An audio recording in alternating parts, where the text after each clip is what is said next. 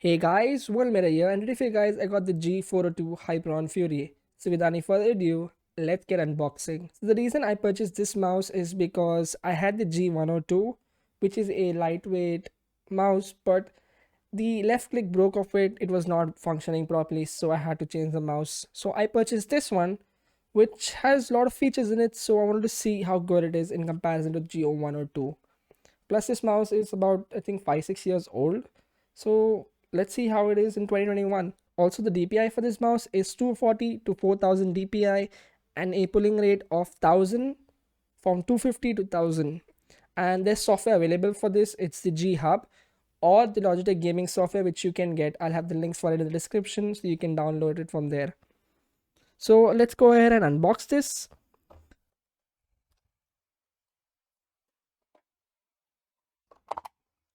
So in the box we get the mouse, we get this Logitech support thing which shows the website for the mouse drivers and all, which I honestly will have the link in the description, so you don't need that. And we have the important safety and warranty card over here, so keep this safe with you. Also you get a sticker. I don't know where it is. Oh, here it is. It remained in the box. So this is the sticker you get from Logitech. You can stick this on your laptop, your fridge, anywhere you want. You can just use this. So onto the mouse itself, we have the cable, which is pretty long. Honestly, it's roped around, so it looks small, but it's pretty long. It is a USB connection. You have 8 programmable buttons on this, including the DPI shift buttons, which are these two buttons on top, and the DPI button here. This is the DPI indicator, light indicator. And there are 2 buttons on the side over here, plus the left and right click, the middle mouse, and the mouse button. And it is wired, so you cannot unplug this. You have the sense at the bottom, the naming, and it's pretty good looking mouse. Also, this mouse only comes with the blue lighting over here on the logo, which I'll show you now in a minute. If you're in RGB, then this mouse is not for you because it doesn't have that. It only has a single color over here. So I'll plug this mouse and show you in a second. So for the Logitech software, you open any browser that you use, you paste this link in, which I'll have in the description, and it takes you to the website itself. Just wait for it to load and it should come up with this over here. And as you can see, the download option is there. You just click on that, wait for it to load, and you'll find the G Hub over here. That's for Windows 11 over here, as you can see. If you click on this option and go to Windows 10, it'll show you the option for Windows 10, which is 64-bit and 32-bit over here. But what if you don't want the G Hub? What if you want the Logitech gaming software? So you just close that, you open the Logitech gaming software, and you should have it over here. So it won't show the download option here, which is very funny. You just click on show all and it should show you all over here, and it'll show you also G Hub, which is weird. But if you scroll down long enough till you see this one, it'll show the download option on the right hand side. It's kind of bugged on their website, I don't know why, but over here you have the download option. I'll have this link directly so it opens over here, so you don't have to go to the website and all. But if you do it, this is where you go. Also, if you don't want that, you want to go to the firmware, you just close the gaming this, go to the firmware, and you can download it.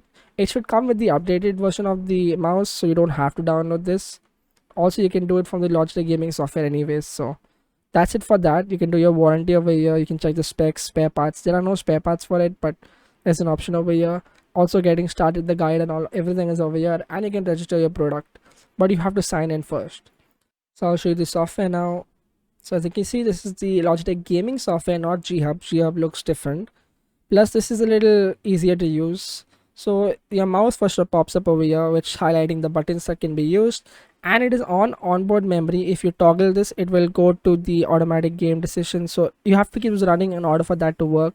But honestly, I don't use that function, so I turn it off. Also, if you click on this button, it will take you to the config over here. Right now I have put it to 800 DPI, which I use it, but you can set it to whatever DPI you want. Over here you have the toggles for how many options you want. You can put total of 5. So if you click this over here, it'll keep adding DPI over here. So as you can see, it adds these, but you can go ahead and delete this, and if suppose you want 4000, you can just add 4000 over there, and it'll come on 4000 DPI. As you can see, my mouse is going kind of crazy. You can just set this to the custom you want and however you want. Also, you can assign shift over here and assign default. So you can see this has a blue header on top over here. If you click on this, it will take you to your DPI. This is your default DPI over here, so it's assigned to that, so you cannot change this right now. But suppose you want to set, let's say, 1000 dpi. So let's go ahead and do that. 1000 dpi. So you have a 1000 header over here. You click on that, assign default, and as you can see, the blue icon jumps to that. And also you can set that to the assign shift, so the buttons on the mouse, you can use that to shift. I want to use 800, so I'll keep it on 800, so it's easier. Plus it's easier to remove. You just click on this and it removes it. You always have to have one, so you cannot remove everything. As you can see, this is the pulling rate over here option at the bottom. You can do from 125 to 1000. I keep it on the highest setting because it's better for the mouse, especially when you're playing games. It's the best. Also over here it shows the logo lighting, which can show you the brightness, the breathing effect, and how fast and how slow you want it. Also you can click this option to toggle the breathing effect off and only have the fixed lighting, and it shows you over here how bright the light will be. I know it's not showing here because it's bugged, but it does work like that. Also over here you can keep the DPI light on, which is this. So if you toggle this on, the DPI light remains on every time. It's not like a breathing feature, it just remains on.